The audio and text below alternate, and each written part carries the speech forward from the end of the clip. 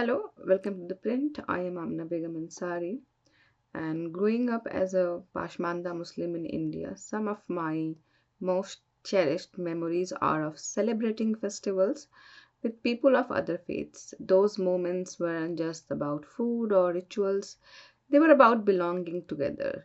They were living testimony to the idea of the India I hold very close, a place where diversity is lived and shared in the most ordinary, joyful ways. Garba during Navaratri was one of the Hindu festivals I grew up genuinely enjoying. Many Muslims around me carried the same spirit, seeing it as a way to share joy, culture, and community. But not everyone viewed it in that way. Some Muslims, including Islamic scholars, looked at Garba through a narrow, rigid lens. For them, it was a ritual tied to Hindu deities, something they warned against as a shirk forbidden in Islam. Others objected to the mingling of men and women, calling it immodest. I never agreed with that thinking. To me, it was simply part of the larger Indian life we all lived. Yet today, there seems to be a new, unexpected reason why Muslims might hesitate to step into Garba, not because of religion but politics. Muslim leaders are now advising young people to stay away from Garba, to avoid harassment and maintain peace. This follows comments from Hindu organizations and even some of BJP spokesperson like Keshav Upadhyay, who openly suggested Muslims should not take part in Ras Garba. In Surat, Bajrang Dal and VHP members even stormed into a Garba event, objecting to the presence of three Muslims drummer from a Mumbai-based band. On the surface, it may seem like religious leaders are acting responsibly by urging youth to stop back and prevent conflict, but let's be honest, for some, this is the dream come true.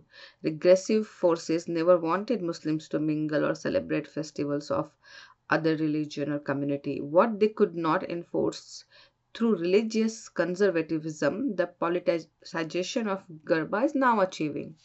The irony is stark. Conservative clerics have always warned against Muslim joining in a festival like Garba, framing it as a religiously impermissible. Now, Hindu right-wing group says Muslims should be excluded, treating their very presence as provocation. Different reason, but the same outcome. Caught in the middle are ordinary young Muslim who may simply wants to celebrate, to be part of it, enjoy music or dance with it, with the fellow Indian citizen, without carrying the weight of their community's identity. What we are seeing is a convergence, religious dogma and political opportunism, often at odds with each other, suddenly finding common ground. Both thrive on the segregation and benefit when communities don't interact, when suspicion replaces shared spaces of joy. For the cleric, it is about preserving the notion of purity. For the politician, consolidating power through fear.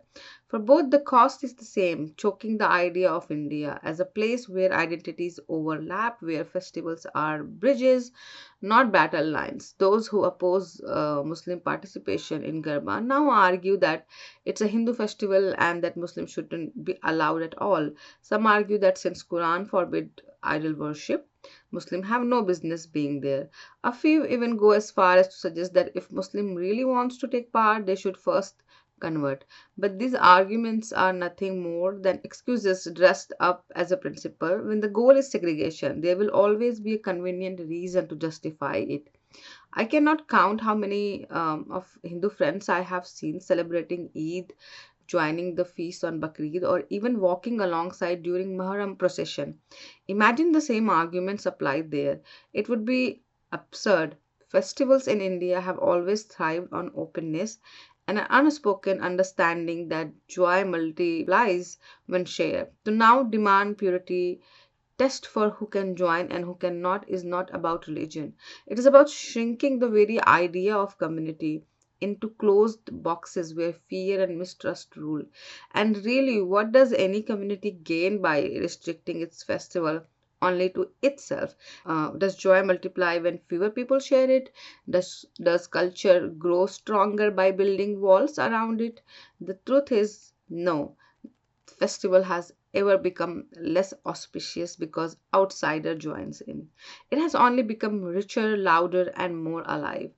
In the end, both sides, the religious hardliners and the political opportunists, are working towards the same goal, keeping communities apart.